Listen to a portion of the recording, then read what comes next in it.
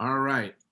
Welcome to another edition of Vegas Badboyz of podcasting. I'm your host, DJ Impact, and I got the Vegas Badboyz here with me. It's good to see you, gentlemen, as we get into some three topics that came across our news wires this past week. So let's get right to it. On our first count, and I'm reading this from healbynature.com. It is titled How Several Wrestlers Comment on WWE Firing of Mark Carrano. Now, I got to be honest with you. Last week, as I was strolling the internet, I saw that there was a tweet from Mickey James. And most of the time, I don't pay most of the time attention with tweets I see, but I just noticed there was this bag that was there with her name on it, and she said, she was thinking for the care package. I'm like, this can't be right. Let me read more into this. What's going on? And after I saw it, after I read it, after you eventually play the video, you're like, I mean, seriously, you're just like, for real, WWE? Like, I was really beginning to feel salty. And that's why you definitely got to be careful before you start to jump to conclusions. Because, when you think of WWE, first person you're going to go right to, and at least in my mind, is Vince McMahon. How can you allow this to go on? And Vince don't necessarily have no idea what actually happened, But nevertheless, who knows? Mark Carrano, according to this story here, she had a video that was posted to her Instagram, and she had revealed that she received her belongings from WWE in a trash bag and in a cardboard box. The WWE higher-ups, Triple H, Stephanie McMahon, and John Laurinaitis, addressed the situation up on James' video gaining attention online. See, that also shows that it's important as us fans that when we see something that's not right, hey, say something. Because that's what got their attention. If she would have show that video and no one cared, they'd been like, oh, well. But now it created statements like this with John Laurinaitis. Upon learning the disrespectful treatment of some of our recently released talent, we took immediate action. The person responsible for this inconsiderate action has been fired. Time out. Yeah. DJ, you can't read a John Laurinaitis tweet without doing his voice. Like this. You gotta sound like you've been smoking, and you gotta say people power. He talks just like this. Like I don't know if I could listen. Let me see if I up on learning the disrespectful treatment. So this hurts. Treatment of some of our recently. Never mind. It sounds like you're about to shit. Like when you're trying to talk to somebody, you're dumb enough to pick up the phone and you about to shit, and you don't want them to know you shitting. That's what you sound like. Well, Mr. I Am the Game said that upon learning the disrespectful treatment of some of our recently released talent received upon the behalf of the company, we took immediate action. The person responsible for this inconsiderate action has been fired and no longer with at WWE. All right. Anyway, and then Stephanie had her moment too. Guys, let's just get right into it. I mean, you're not going to do Stephanie? You got to do Stephanie. No. Okay. Do Stephanie. Come on, give me that voice. In the octave. There you go. I'm Stephanie McMahon. Now, I am embarrassed you or anyone else will be treated this way. I apologize personally on the behalf of WWE. The person responsible is no longer with our company. Oh man, that was just too polite and nice. Yeah, you gotta remember, you gotta have is Vince as a woman, man. Well, you know what? Listen, I know the Oscars just came on. I'm not gonna get an award for none of these, so it's all right. Not even Best Supporting Actor I'm gonna get. All right, fellas, let's just get right into it though. This was not good to see.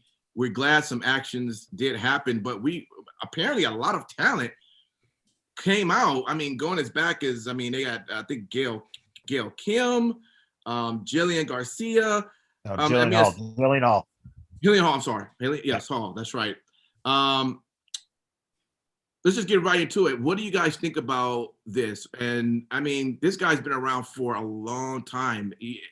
I guess one can expect that this has actually been happening this long as well. Let's jump over to you, Sin City. Let me start with you. What do you think about this whole thing? Well, I think that it goes without saying that it's rude. It just shows exactly what WWE actually think of these people. And quite frankly, I mean, there are a lot of different ways that you could give somebody's belongings back to them. And I'd say probably one of the last things that I would think of would be to throw them in a fucking hefty trash bag, slap a fucking piece of tape on the outside of the bag and write their name on it and then throw it into a FedEx box. That's just piss poor. It's absolutely piss poor. And I wish I could say that I was surprised, to be honest. But I mean, we've seen when WWE does good things, they do extremely good things. But when they do bad things, they do really shitty fucking bad things. Yeah. Let me go over to you, Simon Street. I mean, again, this seemed like this happened to a lot of folks. Don't you think if this has been going on for a long time, maybe his actions should have been looked into much earlier, or should have been caught earlier? Or, you know, do you think maybe people wasn't saying anything about him earlier, or where they were just being ignored? Why do you think this is just now happening if it's been going on for decades, or at least a decade? I'm going to answer that question with this. In my own personal history, work history, and I'm sure you gentlemen have experienced as well. You experience employees who are just deplorably assholes, and they get away with doing it for a long time, whatever the case may be. They develop a habit of being a fucking ass clown, sanctimonious son of a bitch. Until one day, the clouds open up and the sunshine shines on that right situation. And pretty much they had enough rope to hang themselves. And that was Corrado. He's been doing shit like this for the fucking world. Let me tell you this way. I ain't never heard nobody say something nice about him. When's the last time you heard someone say something nice about him? There's shit when you work at a job and you realize ain't nobody said nothing nice about that person. That's all I'm gonna leave it at that. He get what he get, motherfucker. All right, well that goes right into you, Matt Michaels. I mean, damn. I mean, this seems like this has been going on for a minute. I mean, behavior like this shouldn't go this long. Why now? Well, there comes a perfect storm of timing. That's, I think, what it comes down to. He was with the company for 20 years. Now, there is some assumption out there that Carano possibly wanted to get fired because his house is paid off. He's worked for the company for 20 years, which means that he'd get a nice severance package. Okay. That's a theory. I think in his case, one of the things you got to understand is that he started in a low position, right? And in 20 years worked up to a high position. And a lot of times that means that power goes to your head.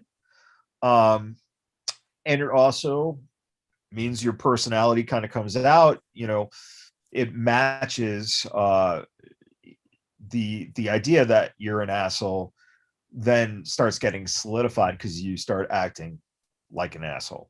The biggest revelations, though, came from Deborah Simmons, who went public when this all broke. Deborah is an ex of Mark's.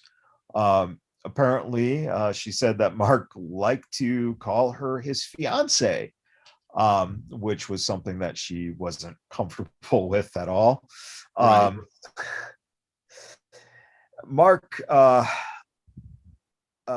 apparently Now, apparently, again, this is all allegedly, he proposed in front of people at a 4th of July party. He was an eagerly angered person. He got aggressive. He got aggressive with her and threatened to throw her cat in the ocean. Wow. What the fuck? Yeah. Doesn't he know that if you do any acts of violence to a cat, you're fucked? Yeah, you're pretty The shitty. internet will find you and fuck you Yes. Yeah. And then he would, he would do mind games. He yelled at her once for not picking up her phone, but she was at a funeral, so good reason not to pick up a phone call during a funeral. Carano once told me that everyone working at talent relations at WWE was a moron, which is why he couldn't take a real vacation. And he said he had no one to cover for him. And she stuck up for the people who worked in TER, even though she really didn't know them very well. It's crazy, but of course, the biggest thing that is going around on that too is the fact that Mark, allegedly again, but through her own knowledge and eyes, I would imagine, he apparently steals championship belts, the real ones, Right. and hides them under a bed in his like guest house or secondary house or whatever the fuck it is. So when you put all this shit together, it couldn't have happened to a nicer guy. Well, I tell you this, Chris in the comments says, attitude always reflects leadership. No matter the company or who's in charge, this starts with Vince at the very top. So, there is. So let's clear something up too.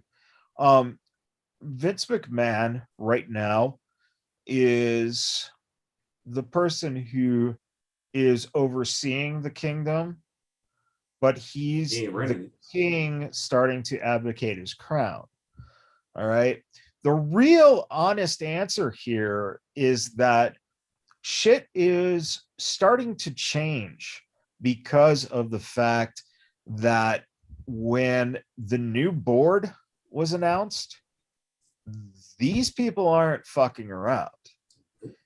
So instead of just having one guy who might or might not have heard or cared, you have 3 people who are in the positions now of making this company a very profitable, successful company from the future on.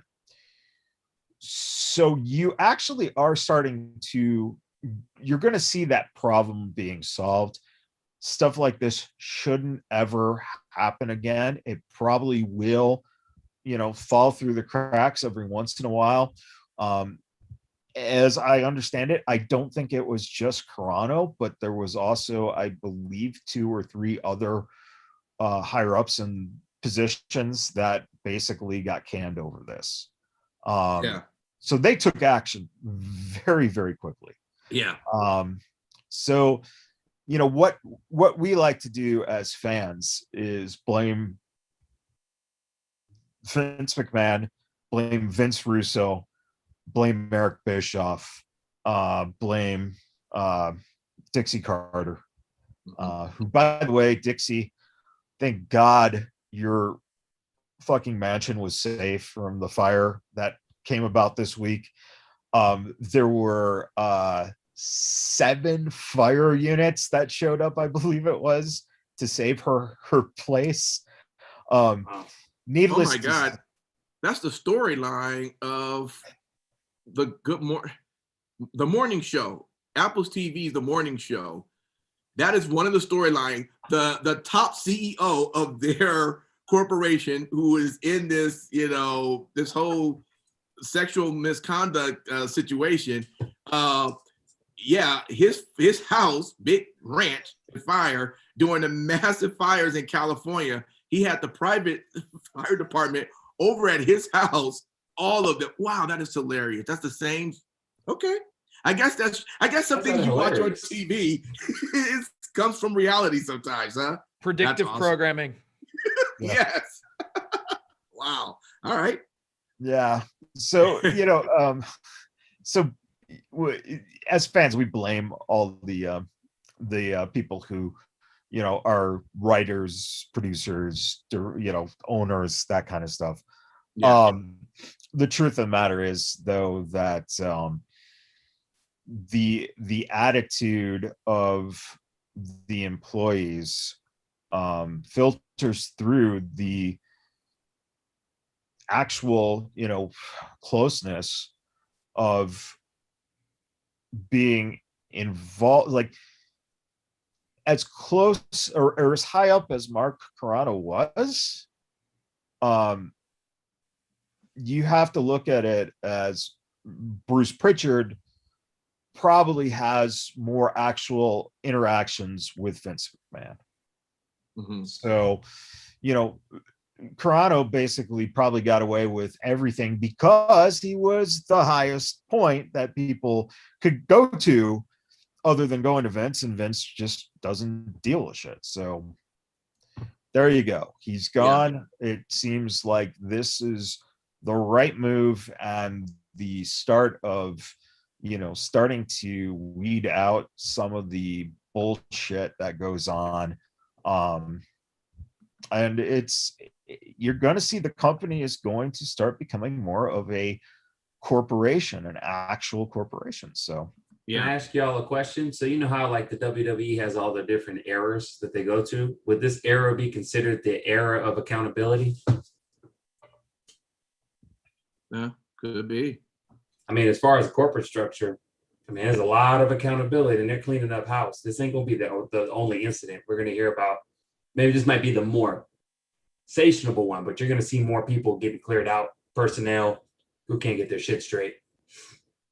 Yeah. Well, you might see that. You're also going to see people, a lot of stuff is going to get reshifted and refocused. And, you're probably going to see people released, maybe not even for X, Y, or Z, but because they're making the company more of a marketable sports company, which they're just posturing themselves for that future sale to Disney. Exactly. That's exactly what they're doing. I mean, with one thing that Vince is amazing at. One thing that Vince is amazing at doing is putting people in the right positions in an executive format. Do you think that he's actually like negotiating these deals and things like that? No, he's great at putting people in the positions to do his bidding for him. And, him bringing in Nick Khan, you look at all the things that have been done since Nick Khan was brought in. It'll make your head spin if you actually sit down and read all the changes. Long story short, WWE is pressing the reset button right before they sell to Disney. Wow. Yep. Well, you've heard it first. Exclusive. All right. I don't know which one I liked more, your Mickey impersonation or that one. All right. Well, here we go. Let's go to our quite frankly, really quick. Quite frankly, if it's not Disney, it's NBC Universal. Right. Yeah. Yeah. Yeah. I agree with that. They just realized that they have to change their entire corporate structure to be more attractive to an investor, whoever that investor may be. All right. Let's jump right into our second count. This is from Sports Illustrator. It's titled CM Punk Seeks Fun Quality Projects, but right now wrestling isn't one. Now I'm only going to quote one of the things he said in this. You guys may want to mention other parts of the article he said, but I want to concentrate on this right here. He says, I don't need the money. And the way the wrestling business is now, it's wacky. You've got WWE, who has multiple billion-dollar television deals, and the television's awful. I go back there, I'm just another guy. And it's not even that. I'll be another guy that's doing not good television. I want to do stuff that's good. I want my name attached to quality projects where it's fun and it makes people laugh, smile, think, and people don't hate watching it. I want to do fun stuff. All right. Let's jump over to you, Sin City Steve. Like, start off with you. I get what he's saying. I understand what he's saying. At the same time, do you not think that WWE would not give, if whatever he decide he wants to come to the table with, that he think would be a storyline that would be very good for him, that would be fun, exciting, good quality, do you not think they would give him the okay to run with it, as we've heard other top-notch wrestlers kind of, not necessarily write their own, but give their suggestions and then they go from there? Do you not think the same thing could happen with Punk, so he can create that back in wrestling? I personally don't think so. I think that there's a huge disconnect with, and it kind of ties back to the previous count, with the overall structure of the company. Obviously Punk, he weighed in on the Mark Carrano firing, and he did so with a GIF. He's always been very critical of the company itself as a corporate entity, not even necessarily, creatively, but more than anything as of late as a corporation. And it's very interesting to see him, branch out and do things like with, his role in Heels and in Jacob's Wife. I think that, Punk is definitely not done with entertainment, and he shouldn't be. He's a very entertaining person. And, he has an aura. He has it. So if he's not going to be in a ring for whatever reason, then it's good to see that he's going to get back into the entertainment field.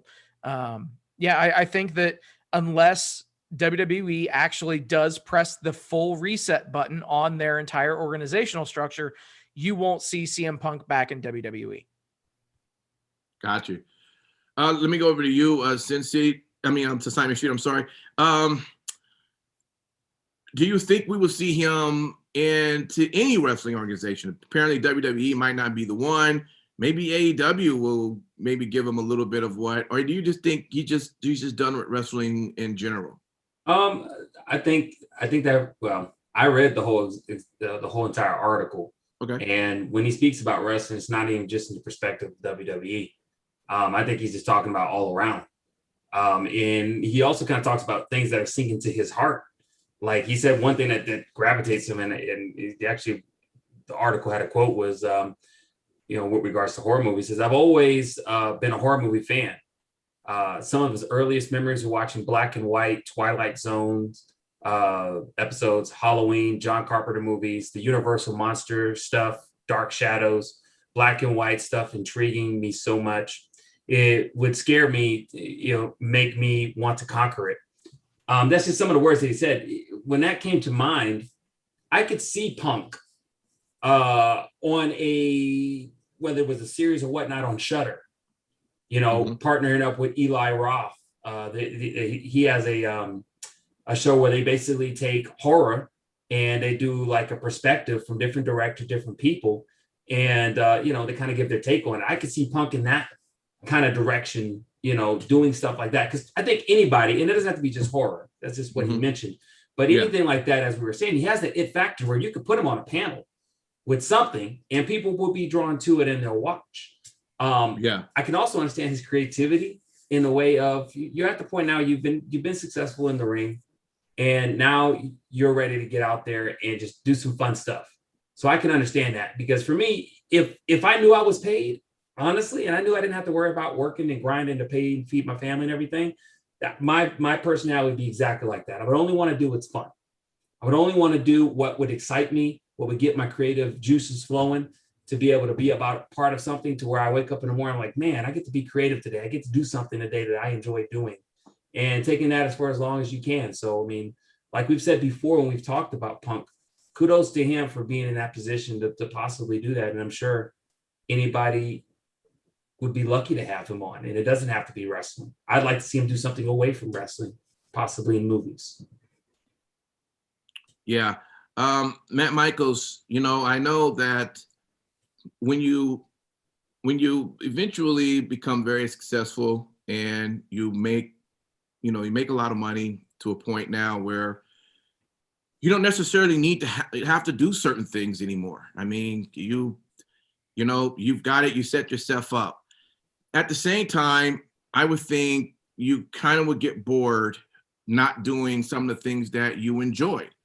And I would just think that even if, let's say that you don't have to wrestle, if you enjoyed wrestling, if you can work out a deal where you can have control over what you kind of say or do, and you don't have to have a crazy schedule, more maybe a schedule like Brock Lesnar's, where you just show up kind of like when you like. Why not take some sort of an offer or a deal like that? He mastered wrestling well.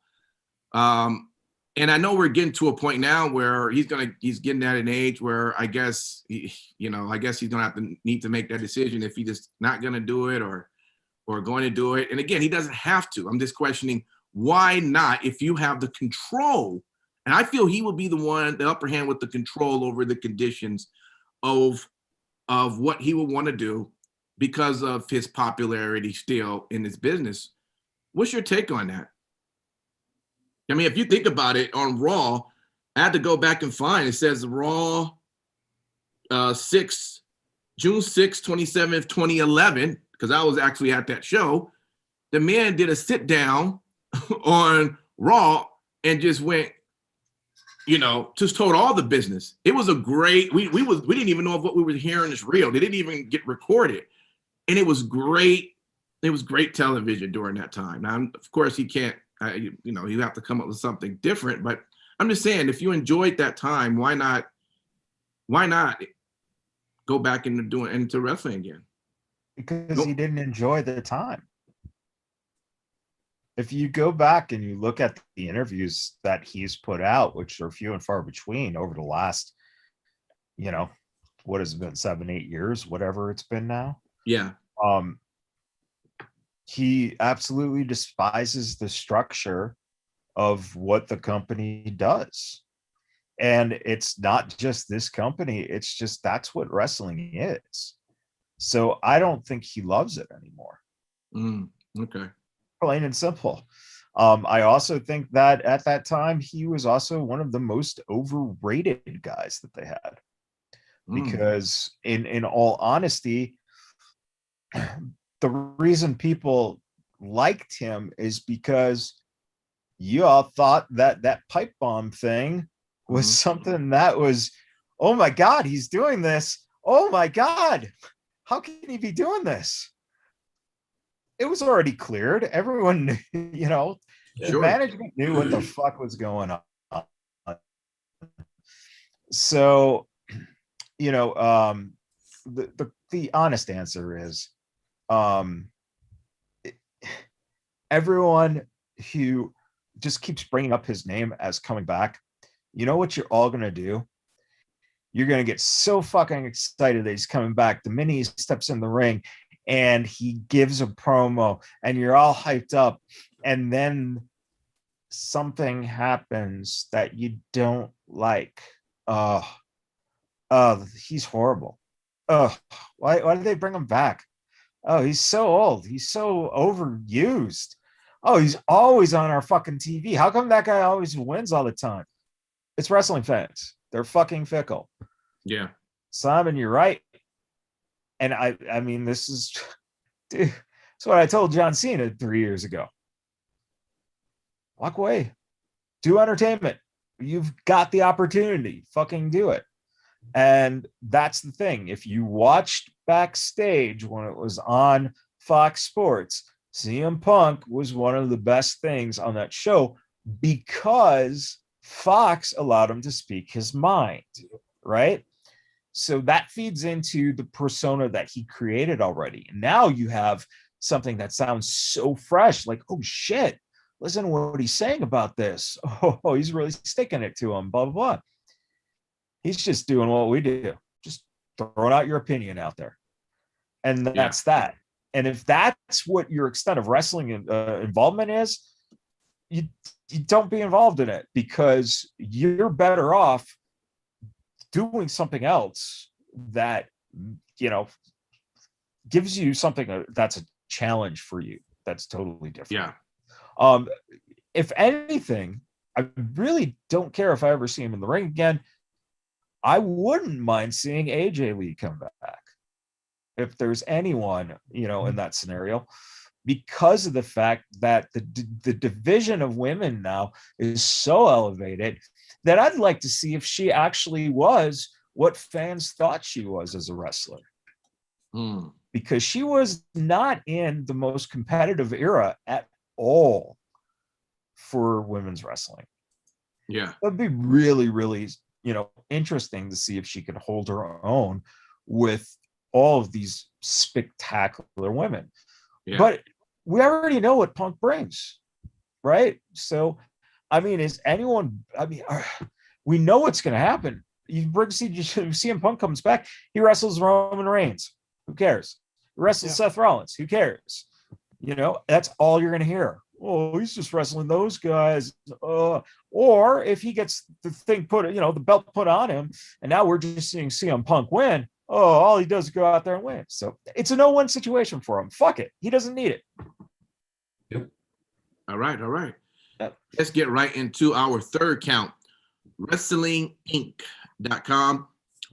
Titled, Eric Bischoff believes Bad Bunny set the template for influencers in WWE. And I'm just going to take two of the quotes in here, and we'll just go off of that. He says that Bad Bunny, here's a guy some wrestling experts thought nobody even knew who he was. Wow, reality proved that perspective very, very wrong. Bad Bunny comes in and he uses his Mania performance, which was a hell of a performance, and leverages that to sell out his tour. He shut down Ticketmaster. Not bad for a guy nobody knows, right? Then he says, there would be more and more people going, hey, Bruce Pritchard, Vince McMahon, over here. Bad Bunny created the template for celebrity non-wrestling performers to step into that world and do it successfully. Bad Bunny created a formula and a template that other people are going to use, and WWE and AEW are going to learn how to exploit it in the best way possible. I think you're going to see more and more of it. All right. Now let me just ask you, anyone want to jump into this? I'll jump in. Okay. Let me just, the one question I just want to pose, you know, going forward, can we believe that other influencers who WWE asked to come and be a part of a segment, are they going to put in the work that Bad Bunny did now that he set the template, and now the possibility of what it could do to their careers? Well, I'll definitely say there is a template. Not every person that's in social media that are influencers will be able to fit the bill. I think that we've talked about it before. Bad Bunny put in the work and got the max amount results. Where Bad Bunny is unique to where he can, and this is where I hope WWE is willing to take the time to structure and look for the right people who can fit that template per se, is you got to realize, first and foremost, people know who Bad Bunny is. Okay. In the music industry, well, you know, according to Bischoff, those in the wrestling community didn't know who Bad Bunny was. Let me ask you a question. Okay. I had no idea who he was. Okay. See, but let me just to be totally real, like I had heard his name, but I had no idea who he was. Okay, that's fine, and that's what was strategic for him to go for this. But think about it. What did he win after WrestleMania? A sold-out tour. Okay. What did he win before WrestleMania? Certain award, right? You don't do that for being a nobody. It just showed that wrestling fans, by and large, didn't know his music, which is okay. My point was that was strategic. That was hugely strategic. You know, he put in the work. I don't see every influencer, because you got to realize, and again, this is my opinion, because I have teenagers that watch social media. If you're looking for them to come in and do as well as Bad Bunny, that might not work too well, because most people who consume social media, like tons of TikTok, tons of YouTube, the format's different. The attention span of majority of these younger people that you're trying to go for, this new demographic, and I've said this before, their attention span is not set for wrestling. So you have to take that into accountability. And that's why they have to be very selective of who they pick. Do you see what I'm saying? And that's why I said, even though there's a template, that template was something that had a special guy in Bad Bunny who did a freaking amazing job in taking an opportunity and taking it to the next level. That's not, I mean, we saw Jake Paul. That he didn't do as well as Bad Bunny, I feel. Do you see what I'm saying? Yeah, he had an Paul, event. right? It was Logan. It was his brother. Oh, my bad. The other one. He didn't do as well as he could have. Yeah, he had an event later on. You see what I'm saying? But outside of that, he used the same template, but didn't get the same result. So again, I'll just close it with this. Bad Bunny was a special circumstance. If that's what WWE wants to do for the future, I would only use it for the big shows like WrestleMania, SummerSlam, maybe, if even at that. And it has to be a person literally that has something to truly, honestly gain. And Bad Bunny did have something to gain in a world tour. And I think that tour doesn't start till 2022, is it? Or 2021? Yeah, 2022. 2022. So people sold out to buy tickets in 2022. Made good business sense to me. Let me ask you, Sensitive Steve. So in the comment, Bischoff has said, so Bad Bunny created a formula and a template that other people are going to use, and WWE and AEW are going to learn how to exploit it in the best way possible. So I don't know many social media influencers, right? But let's say, for example, I do know the one guy who my son had told me about some time ago. I don't even know if he's still famous or big anymore, but the video gamer known as Ninja, okay? I would assume that he's probably could be an influencer or some such. So let's say WWE decides, or even AEW, they decide we want to pick this guy up. He's going to do a segment. Are they gonna now play back Bad Bunny's video and say, look, this is what we're expecting. We know you're not a wrestler, but we want you to do something like this for us, because this is the template that is now set. And doing that, might be what might happen to you, as far as what happens after it's over. You may gain this popularity in this, maybe with gaming. I don't know how that would work, but something he would get a major benefit out of it, the way Bad Bunny sold out his concerts within seconds, shutting down Ticketmaster. Maybe in the gaming world, somehow the equivalent would happen to Ninja. I'm just saying, do you think that that's how that would play out when it comes to so-called exploiting what happened? If they want to get the most for each appearance or influencer, then they have to, work within the constraints of what that influencer can do. Immediately when you threw out Ninja's name, the very first thing that came to my mind was he could easily get on the Xavier Woods WWE co-produced show Up, Down, Down. And you could promote the hell out of that on Raw, on SmackDown, on everything. And that will accomplish exactly what you're looking to do. And Ninja doesn't even have to get into a WWE ring. Whoa, Steve. Okay. Steve, you missed the obvious WWE move with that. They have an actual Ninja that he could face. Yes, he could wrestle Akira Tozawa. Jesus. Fuck. Here we go. Bruce. That would be all bad. Please don't do that. You're Bruce. listening. Don't do that. Don't Ninja do that. has a fucking lot of followers, Uncle Brucey. If you don't know his work, he is fucking huge. So Bruce, don't do it. gifted. Don't do it. Gifted to you. No, So- don't do it. Gifted Who's is this shit. Ninja guy they keep talking about? I gotta look him up. Right? Jesus. No, so obviously if they just apply common sense to things, and if they don't try to have everybody do exactly what Bad Bunny did, then they'll be fine. I think that what they're saying in relation to the template being made is a figurative template. So, Bad Bunny wanted to actually get into the ring. He wanted to, be a part of the show for several weeks at a time. And it's one of those things where obviously he moved down to Florida so that he could be near the performance center. And he went in just like it was a job.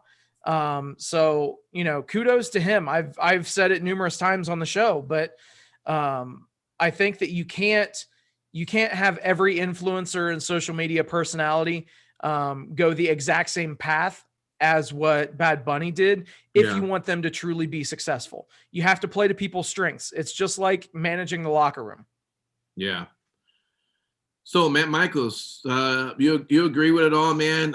Somebody in a social media influencer, maybe it's someone who's an actor, actress, a bit singer or some sort. Do you think let's stop it right there, because I like that you said that, because this is what I keyed in on, and I'm glad you said that.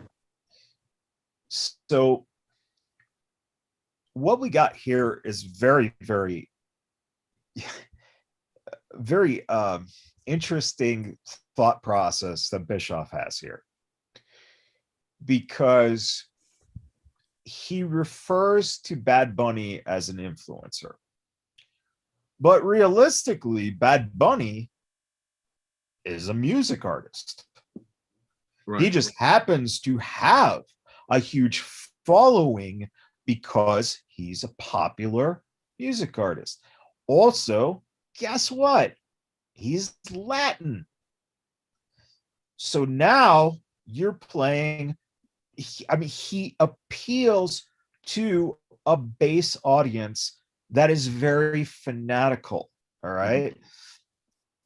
Latino artists who break through in that community are fucking huge. And what I take issue with is that Bischoff assumes that the exposure of WrestleMania helped him sell out the tour like that.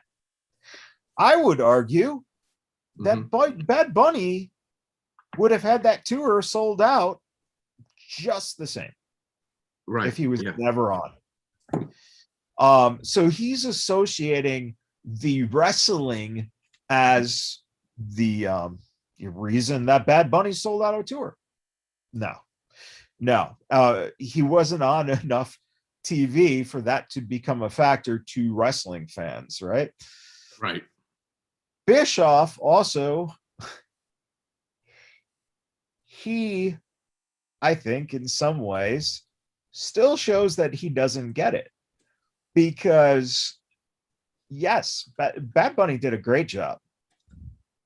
But that other influencer, like was said, Logan, he was basically literally used as an influencer, right? He was put in like 2 weeks before the event, and he never had discussions, to be in a match.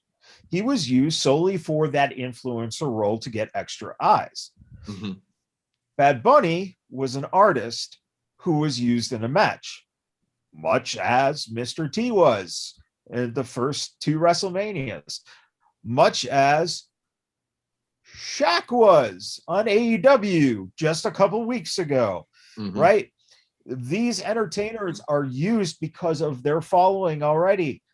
It's just that social media is a different animal. And if you look at it, when you target the younger people, they haven't done that essentially yet.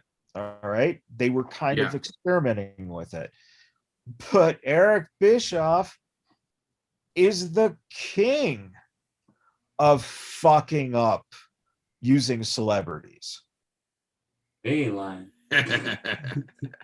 David Arquette, who had the same passion as Bad Bunny did about being a wrestler, wasn't given the opportunity that Bad Bunny was given.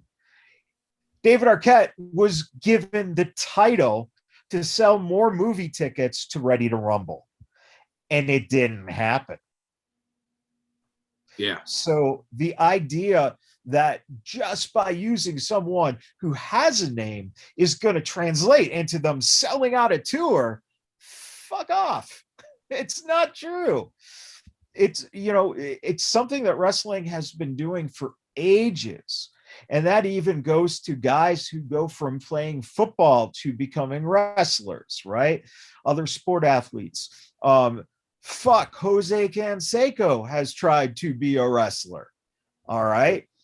It's just crazy. But the honest answer is that social media just happens to be the way that people consume a lot of their information now. Yeah. And that's a difference. That's all the difference is. If anything, to me, this shows like Eric Bischoff should not be involved in wrestling anymore. He sees the benefits of it, which is great, but he doesn't understand why those benefits are happening. He's just using the old man assumption of why this is working. And that's it. He doesn't know. And granted, listen, great business mind, but at the same time, again, the ship has passed. And what's very interesting is when you think about the circumstances of bringing in celebrities, to me, AEW is the one who has fucking dropped the ball in all of this, because they're supposed to be that company for this influencer generation. Yeah. And why they haven't tried to just gouge everyone from that fucking, that youth aspect, because that is supposed to be what their audience is anyway, blows my mind. Yeah. So Gotcha. I just am not behind what he's saying in the context that he's saying it. Gotcha. All right, you guys. Thank you so much. That is our 3 count for this show. We're going to give our final thoughts, and we'll go from there, and we'll be seeing you guys throughout the week. Let me start with you, Simon Street. What do you want to tell the folks? And it seemed like you even had some this fun this past weekend in Vegas. Tell us all about it, man. I sure did. You know what? I'll start off by saying this. It's interesting for all of us that watch wrestling, and you hear about, because Daniel Bryan's one of the main people that says it, about, being in the indie scene and wrestling with only, 5 to 6 to 15 people in the crowd, wrestling at in high school, gyms and gymnasiums. And you hear all these people. Seth Rollins has said it before. They started somewhere. And think about you being in that crowd and being able to see a star that's born before it even comes to fruition, right? Mm-hmm. So, we've talked about it before, go out and support your indie events. And that's exactly what I did today, in fact. It would have been Sunday by the time you're hearing this. I got a chance to go out and see Big Valley Wrestling's Combat Compound. And it was awesome. It was 4 matches. And tag team title match was the first one they had, was the Players Club, Kevin Duckett's and Leon Hayter versus Sky High, Mondo Rocks, and Robbie Litt. And then the next match that we had was Aiden Reyes versus Alex Brady.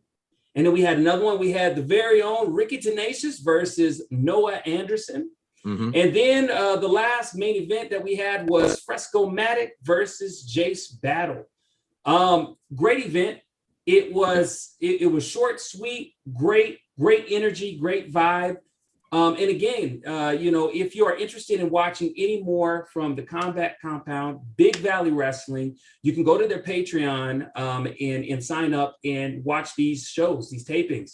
Patreon /BigValleyWrestling.com. Excellent show.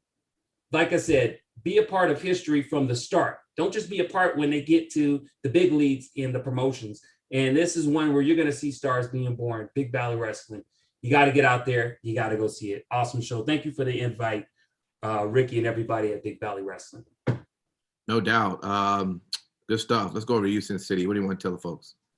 Thank you guys for hanging out with us. Thank you for liking, sharing, subscribing, all that kind of fun stuff that you guys do. We say it every week, but this show, we do this for you guys. So thank you so much. Also, special thank you to every brave men and woman that serves this country. You guys You guys really do enable us to do anything. So every brave man and woman that's serving this country on lands, both foreign and domestic, we appreciate you. Thank you. And last but not least, repsports.com, reppsports.com. Go there for all your pre-workout, weight loss, general energy drink needs. They've got it all for you. So reppsports.com, use promo code Vegas at checkout, save yourself 15%. Awesome. Good stuff there. Matt Michaels, tell us what you have going on. I heard a little something's going down also in Vegas this past weekend. I don't know if you want to mention that or anything, but what final thoughts you got? Well, FSW presented Ground Zero this past Saturday night. Okay. Tune in to the DeFalco Files to hear more about it. Good. But speaking of Ricky Tenacious, Ricky did end up wrestling Remy Marcel. And Ricky came out as one of the whirlwind gentlemen with a big old fro. Very fucking entertaining. Ricky is he gets it. He understands what his job is. Yeah. So yeah, no, there were a lot of good things happening. The Unguided versus Sky High, in the Unguided's first title defense, and some shifts that had to be made. Brian Pillman Jr. Actually got injured before this weekend, so he did not get out here. So there was a surprise replacement for him, and main event saw Mr. Chris Bay and Mr. Safa Fatu. So just a very strong card from top to bottom. You can check it out on the FSW network. You can order the replay. I think it's only $8 or $15, something like that in that price range. But you hear more from Joe himself on Wednesday's episode. Yes. More importantly, though, one of the biggest revelations that came out this week was that former Chicago Bear and WCW wrestler Steve Mongo McMichael has ALS, and it's crazy. You have a man who was larger than life and lived larger than life, and he is down to a shell of himself, very unrecognizable almost. You think, well, he's a pro football player, a Super Bowl winner at that, and had the wrestling career, had, and I believe still does have a restaurant bar in the Chicagoland area. So you'd think, very successful, he'll be able to battle ALS, no problem, on his own dime. Well, unfortunately, he's not. He and his wife, I believe his wife, they set up a GoFundMe. The goal is $100,000. Right now, they've reached 75,000. Chris Jericho is on the top of the donors list at 2,500, which is just, again, speaks volumes to Chris Jericho. And, Chris also understands too that, Chris's dad was a hockey player. So he understands the notion that even though these guys are looked at,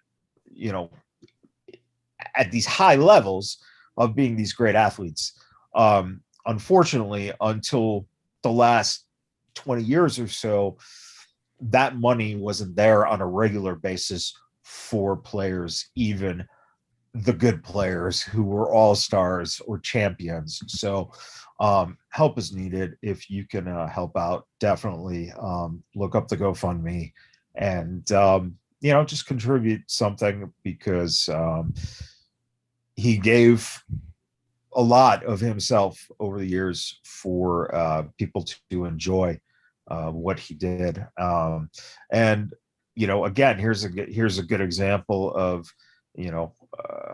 someone who unfortunately came along in a time of wrestling where he wasn't afforded the opportunity to become a really good wrestler, even though he had the passion for it. And he gets knocked on a lot for the fact that he didn't have great matches and that he was allowed to be a four horseman. So here's someone who had a lot going against him in terms of perception. And in the end, that's the other thing with wrestling fans is no matter if you liked someone or hated someone, they made you feel something, and they're also human beings.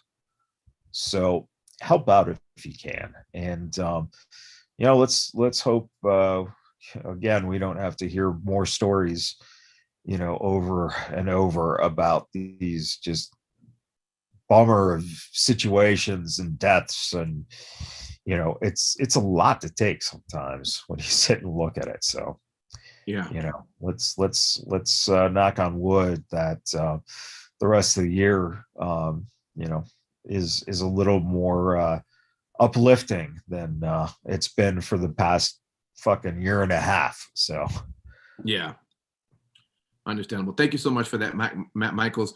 And I want to thank everyone for tuning in and listening to 3 Count. And we hope you enjoy. We'll have some more stories for you next week.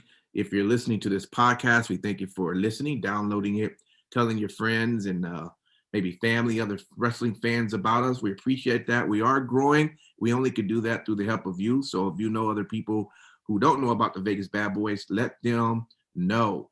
Also, tomorrow, the Falco Files. You heard us already talk a little bit about FSW. So if you're listening to this podcast, download tomorrow's show. You're going to enjoy it. I guarantee you're going to like it. And then you're going to want to go back and listen to all the past shows.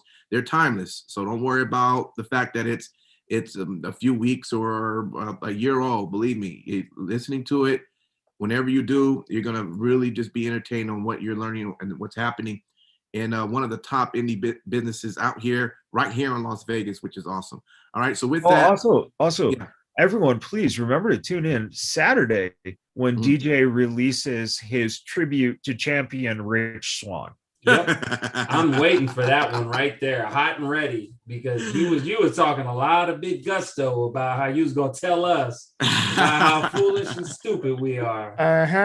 Well, I'll tell you what. We're gonna let you do that. We're waiting for Saturday. There's a good chance that another rant is going to happen, but I don't think it's going to be about Rich Swann. It might be about something else. I got something else in my mind. I gotta let free. So tune into that. If you see something pop up on your podcast late Friday night into Saturday morning, listen to it, because I'm ranting and I got facts to back me up, or at least in my mind, I do. Anyway. Yeah. Apparently. Given what you was talking about last time, but go ahead, bro. Oh, man, whatever. Hey, anyways, thanks everyone for listening. We will see you next week.